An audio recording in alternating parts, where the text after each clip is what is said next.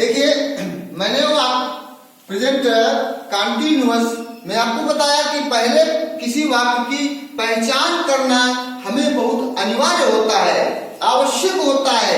बिना पहचान के तो हम कुछ कर भी नहीं पाएंगे, क्या बना पाएंगे, नहीं बता पाए। तो इस वाक्य की पहचान होती है वाक्य के अंत में, वाक्य के अंत में रहा है, रही है, रहे हैं आदि वाक्य, आदि शब्द आते हैं, आदि शब्द आते हैं। वाक्य के अंत में रहा है, रही है और रहे हैं, ये है हमारे प्रेजेंट कंटिन्यूअस टेंस की पहचान। अब इसकी सहायक क्रिया देख लीजिए, सहायक क्रिया। इस टेंस की पहचान जान लिया आपने। इस टेंस की सहायक क्रिया इज, एम, आर। क्या होती है? Is, M, R. Is, M, R. U, V, दे या एक से ज्यादा लोग हैं, या एक से ज्यादा लोग हैं तो हम आर का प्रयोग करेंगे। एम का प्रयोग केवल आई के साथ करते हैं, आई के साथ मैं, आई के साथ इनका प्रयोग करते हैं। किसके साथ? आई के साथ। बाकी ही, सी, इट या किसी का नाम हो, उसके साथ हम इसका प्रयोग करते हैं। वाक्य बनाने का जो रूल होता है वो हमारा ये है बच्चों, वो रूल ये है कि सबसे पहले कर्ता, फिर इज, एम, आर में से कोई सहायक क्रिया एक रख दी, फिर क्रिया, और उसी के तुरंत क्रिया में ही आईएनजी फॉर्म जोड़ देते हैं। जैसे वह किताब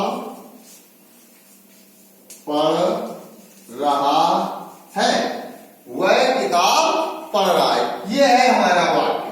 अब इसे हमें बनाना है, इसे हमें बनाना है तो सबसे पहले हम क्या करेंगे? वाक्य को पहचानेंगे। वाक्य को जब हम पहचानेंगे तो वाक्य पहचानने के लिए वाक्य के अंत में जाएंगे, पीछे जाएंगे। जब पीछे जाएंगे तो लिखा होगा रहा है, रही है, रहे हैं।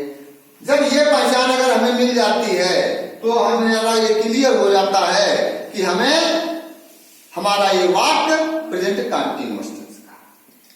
फिर इसकी सहायक क्रिया की खोज में पढ़ते हैं तो सहायक क्रिया हमें पता चलती है, क्योंकि मैंने अभी बता ही चुका हूं आपको कि इसमें इज, एम, आर सहायक क्रिया होती है। अब वाक्य बनाने का नियम जो मैंने बताया, तो वाक्य का नियम ये है, वाक्य बनाने का नियम, वाक्य बनाने का नियम देख लीजिए बोर्ड में। वाक्य बनाने का नियम ये है, सबसे पहले कर्ता, फिर सहायक क्रिया, फिर क्रिया में आईएनजी लगा दिया, फिर कर्म और फिर अर्थ।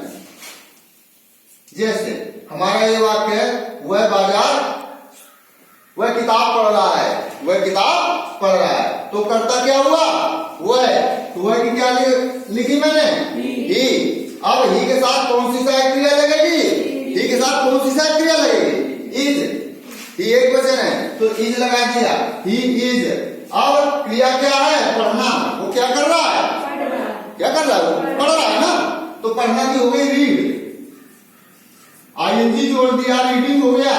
ही इज रीडिंग, वो क्या पढ़ रहा है? किताब, ए बुक।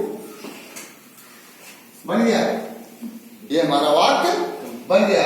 अब अगर हमें इसी टेंस को आपको निगेटिव बनाना है, क्या करना बेटा?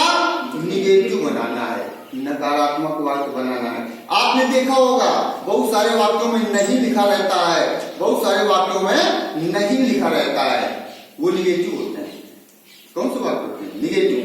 निगेटिव में कुछ हमें ज्यादा नहीं करना होता है, जो हम सहायक क्रिया लगाते हैं उसके तुरंत बाद नॉट लगा देते हैं। क्या करते हैं? नॉट लगा देते हैं। जैसे यही हमारा वाक्य है, वह he is reading a book, वह किताब पढ़ रहा है।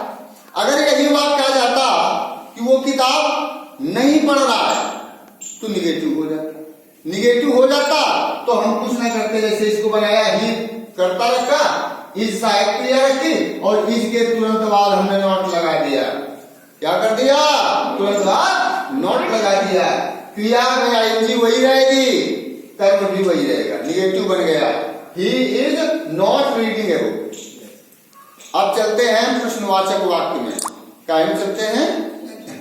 प्रश्नवाचक वाक्य में। प्रश्नवाचक वाक्य मैंने बताया आपको, पहले भी बता चुका हूं और भी बता रहा हूं कि प्रश्नवाचक वाक्य में सबसे पहले जो क्या वाले वाक्य हैं उनमें सहायक क्रिया से ही शुरू कर दो। सहायक क्रिया से ही शुरू कर दो, कर्ता से मत शुरू करो, वाक्य अपने आप बन जाएगा। जैसे क्या वह किताब पढ़ रहा है, क्या वह किताब पढ़ रहा है, तो इसमें सबसे पहले सहायक क्रिया क्या लगेगी? वह इज लगेगी ना, इज लगा दिया। इज कर्ता क्या है? ही। दो चीजें हो गई। अब तीसरी क्या बचती है? क्रिया। तीसरी जब क्रिया बचती है तो क्रिया रीड है, आईएनजी जोड़ेंगे, रीडिंग हो जाएगा। Is he reading a book, ये हो गई। क्वेश्चन मार्क लगा दिया तो ये क्वेश्चन वाला इंटरोगेटिव सेंटेंस हमारा कंप्लीट हो गया। समझ में आ गई? अब इसके बाद फिर आता है, कभी कभी ऐसे वाक्य आ जाते हैं, कभी कभी ऐसे वाक्य आ जाते हैं जिनमें प्रश्नवाचक शब्द वाक्य के बीच में होते हैं। जैसे वह किताब कहां पढ़ रहा है, कहां शब्द आया तो सबसे पहले कहां की मीनिंग लगाएंगे। तो कहां की हो गई वेयर,